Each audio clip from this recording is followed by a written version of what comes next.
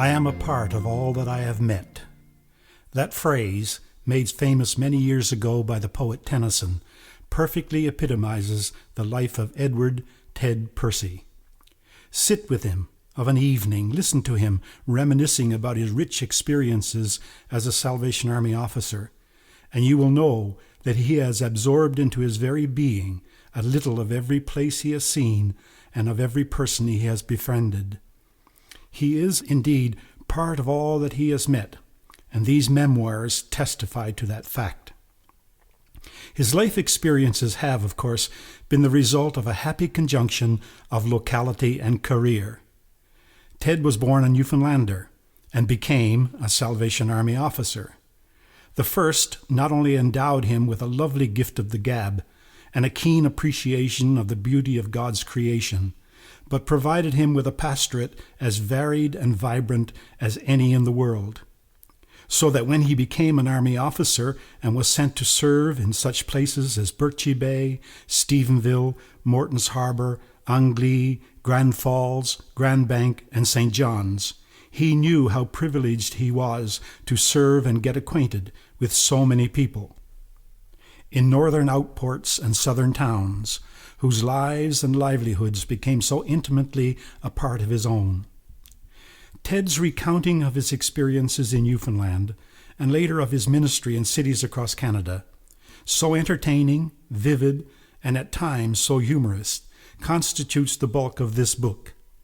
He not only describes the pleasures and problems of running different Salvation Army Corps, how he built his quarters, without permission and with free labor, how the Corps were run, how the officer often survived with very little money, and the generosity of the outport people. But he also depicts in loving detail the lifestyles of the outports and the towns in which he served. Be it shooting tours or transporting sick people by motorboat, Ted's experiences were indeed many and varied. But even before his professional career began, Ted's life was an active and adventurous one. His accounts of growing up in Mount Pearl, Newfoundland in the 1940s and 50s, of his initial meeting with the Salvation Army, his later involvement and growing commitment to that organization, his call to full-time service as an Army officer, and especially his year at the training college in St. John's, are in themselves valuable recreations of experiences that need to be recorded. In particular, his description of his year as a cadet, of surreptitious moments of romance, for Phyllis was a cadet in the same session, and furtive attempts to sneak in some fish and chips, of his academic schedule and spiritual growth, is as funny and informative as any you are likely to read anywhere. All in all, this book will make you laugh and cheer and thank God for such dedicated Christians as Ted and Phyllis Percy. For make no mistake, Phyllis has always been central to Ted's story.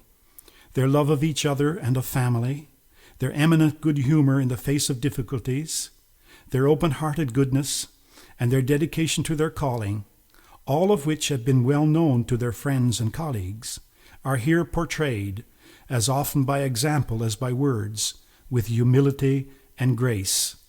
We are grateful to Ted and Phyllis for sharing so much of themselves with us. Would that more officers would do the same.